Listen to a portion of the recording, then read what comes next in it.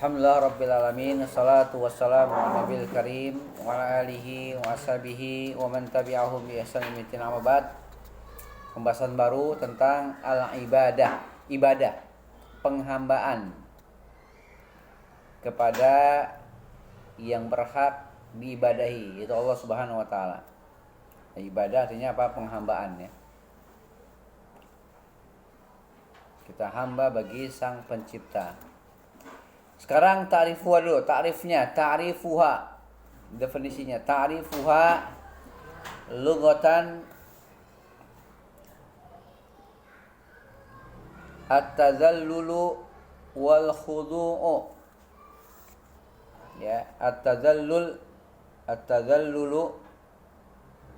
lam yang pertama di tasydid. At-tadhallulu wal khudu'u. Wal khudu'u syar'an. Tadi secara lughatan sudah.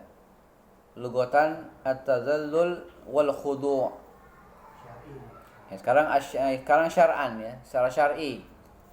Syar'an hiya ismun jami'un likulli ma yuhibbuhu Allahu wa yardahu. Ismun jami'un likulli ma yuhibbuhu Allahu wa yardahu. Ya, wa yardahu minal aqwali wal a'mali al batinati wal zahirati.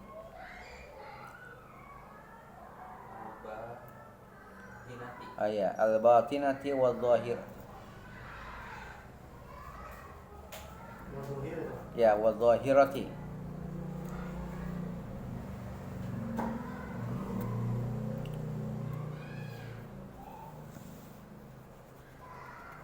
Udah? Ya, sekarang artinya. Ibadah secara bahasa artinya atadzallul, merendahkan diri dan tunduk. Itu arti ibadah. Secara bahasa artinya merendahkan diri dan tunduk. Atadzallul wal khudu', merendahkan diri. Merendahkan diri atau menghinakan diri, lebih tepatnya merendahkan ya. Merendahkan diri dan tunduk. Itu secara bahasa arti ibadah. Artinya penghambaan. Ya, kalau namanya hamba, budak ya, maka tidak ada yang lebih tinggi dari tuannya. Itu al-ibadah, penghambaan. Sama seperti antara hamba itu budak ya, dengan tuannya. Nah, kita semua hamba Allah. Kemudian secara syar'i, ibadah adalah nama yang mencakup. Ibadah adalah nama yang mencakup bagi seluruh yang Allah cintai dan Allah ridhoi. Ya, bagi seluruh yang Allah cintai dan Allah ridhoi, berupa ucapan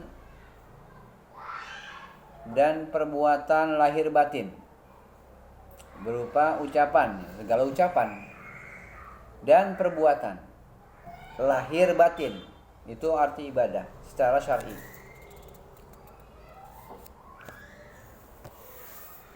Ya.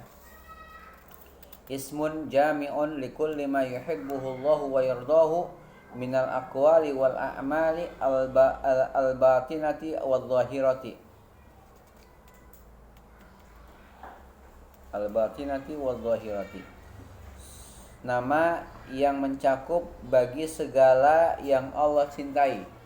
Jadi setiap nama yang setiap nama, sesuatu apapun, sebuah nama atau setiap nama ya, yang Allah cintai, apapun itu, yang ia berupa ucapan Ucapan-ucapan dan perbuatan-perbuatan. Berarti ibadah-ibadah itu ada yang berupa ucapan. Berarti apa? Baca Quran, nasihat, ya dakwah itu kan dengan ucapan. Azan, syahadat itu ucapan ya. Dan juga perbuatan nih banyak. Haji, sholat, ya, puasa. Yang batin dan yang lahir. Yang batin yang tidak terlihat. Yang zahir yang nampak, yang bisa kita lihat. Nanti akan dijelaskan lebih dalam lagi. Sekarang poin kedua, sababu tasmiyati wadhaifi syar'i 'alal mukallafina ibadatan. Sababu tasmiyati wadhaifi syar'i 'alal mukallafina ibadatan.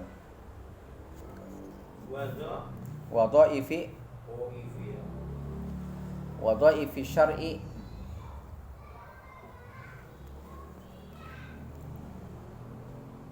'alal mukallafina ibadatan.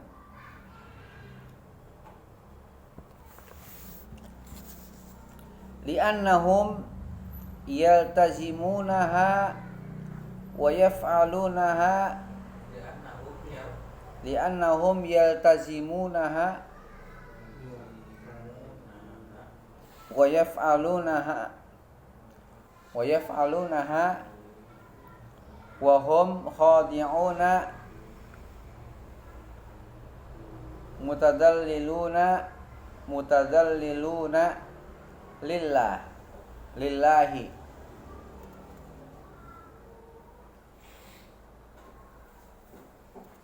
Sekarang kita artikan poin kedua. Poin pertama tentang arti ibadah sudah dijelaskan, baik secara bahasa atau secara istilah syar'i. Secara bahasa dia artinya merendahkan diri ya dan tunduk. Merendahkan diri dan tunduk. Adapun secara syar'i maka dia setiap nama yang mencakup segala yang Allah cintai dan Allah ridhoi. Ini kalau sesuatu itu tidak Allah cintai, tidak Allah ridhoi, berarti bukan ibadah. Berarti harus Allah cinta dan Allah ridho, baru itu namanya ibadah. Berarti harus sesuai dengan syariat yang Allah turunkan. Ya. Seperti itu. Sekarang yang poin kedua, sebab penamaan tugas-tugas syariat bagi para hamba sebagai ibadah. Sebab penamaan tugas-tugas syariat.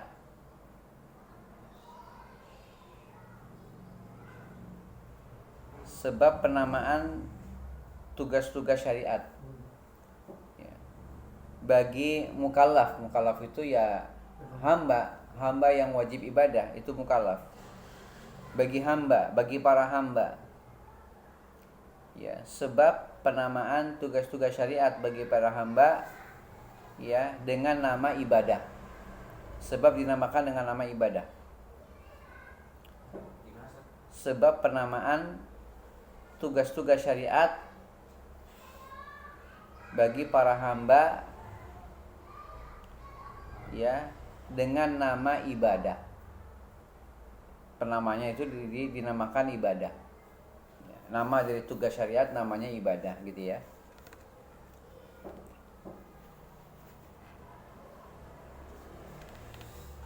Kenapa tugas syariat dinamakan ibadah gitu aja lah. Mengapa tugas syariat ya, tugas-tugas syariat itu dinamakan ibadah. Wadhaif jamak dari wazifah, tugas. Wadhaif jamak dari wazifah.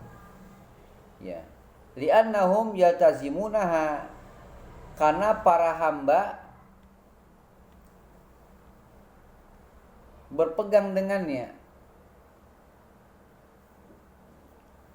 dan mengerjakannya.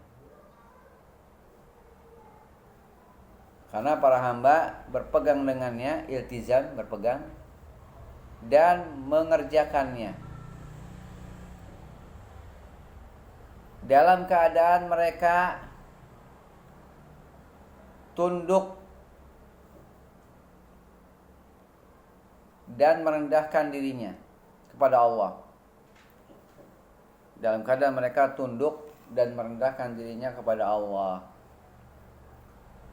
Nah, itu dia sebabnya.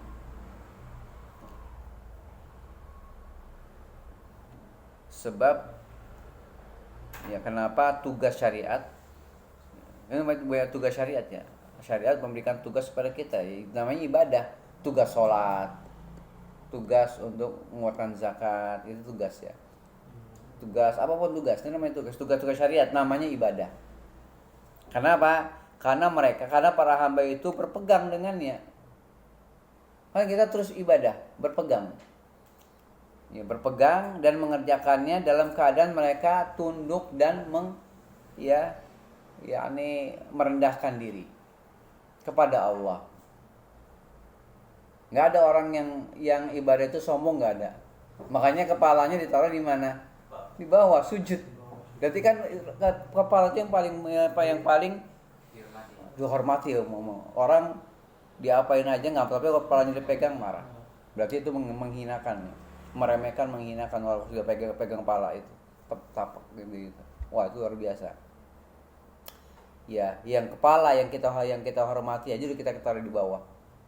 Kita sujud kepada Allah Subhanahu wa taala, ya, apalagi yang lainnya gitu ya, seperti itu. Mafhum?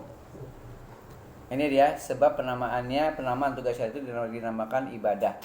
Karena mereka berpegang dengannya dan mengerjakannya, berpegang dengan ibadah tersebut dan mengerjakan ibadah tersebut dalam keadaan mereka dalam keadaan para hamba itu tunduk dan merendahkan diri kepada Allah, gitu ya.